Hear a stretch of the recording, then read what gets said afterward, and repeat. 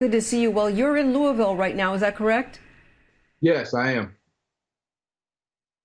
So tell us, what's it like there? We're showing all kinds of video and scenes of people in the streets, protesters, police, a lot happening there, a lot of people upset. Give us a sense of what it's like being there. What you're seeing in Louisville right now is a replaying of what we've seen across America in years past, where city officials have taken steps to paint a scenario where black people are painted as animalistic, quite honestly, with this declaration of a state of emergency, that black people are somehow violent and need to be controlled, even though history shows us that even when they're mistreated, black people have been incredibly patient and incredibly peaceful. And so there's a 9 o'clock curfew in place in the city. People are understandably upset. They're out in the streets. Nobody has necessarily done anything that will put anybody at risk to this point, to my knowledge. But we'll see what happens as the night progresses. But it's a very odd scene here. It's somewhat surreal, and I don't think many of us, at least myself, I'm not surprised at what happened today. But I think people are still really, really put off by it. And how do you think people are feeling about Daniel Cameron, the Attorney General? He's in quite an interesting position. He's a black man, yet he doesn't seem to quite be addressing the systemic racism the way people would hope or think that he would. What are your thoughts on him? Well, and I have to say this, I know Daniel personally. I taught Daniel a class as an undergraduate at the University of Louisville, and I Oh, have great really? affection. I have Okay. great affection for Daniel as an individual. But Daniel is a person coming out of the same vein as a Clarence Thomas or a Condoleezza Rice or a Shelby Steele. He's in effect exited the black community.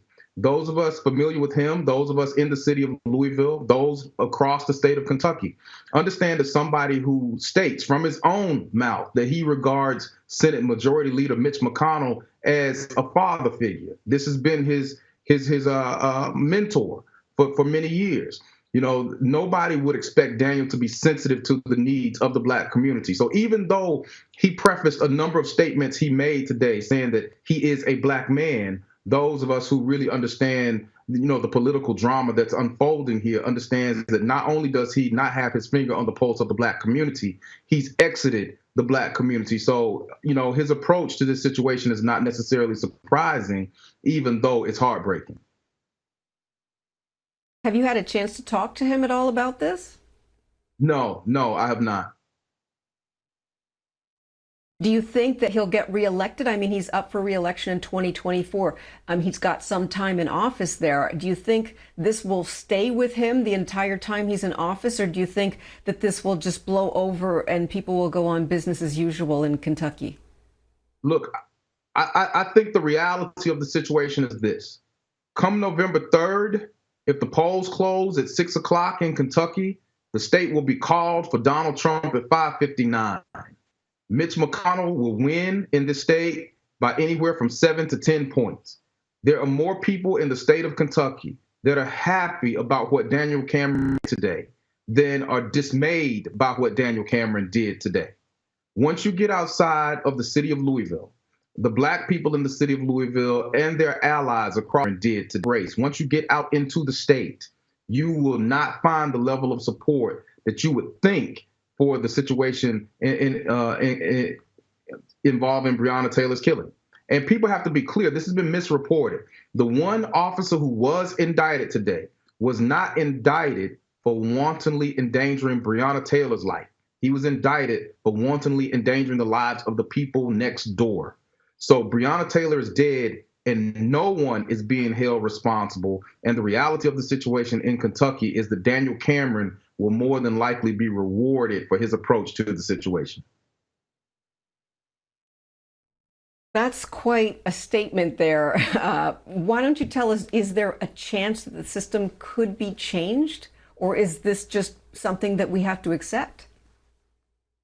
There is no historical evidence that the criminal industrial complex, that the legal system will be changed in Kentucky or across America by the people who are currently in control of it. The system is functioning as it always has. Justice is not evenly distributed. We know that. That is a hard reality for us to face. So I think people in the African descendant community in this state and in this country have to figure out ways to leverage the system, to alter it in ways that have not been done to date, along with our allies from other races. But right now, this is not what we have. We don't have power and we don't have influence on it. That's not, a statement of hopelessness. That's a statement of reality. And if we accept that reality, then we can start strategizing to change that reality in ways that we haven't to date. But right now, I think the situation is dire when you can have a young woman, unarmed, innocent young woman, killed in her apartment and nobody be held responsible.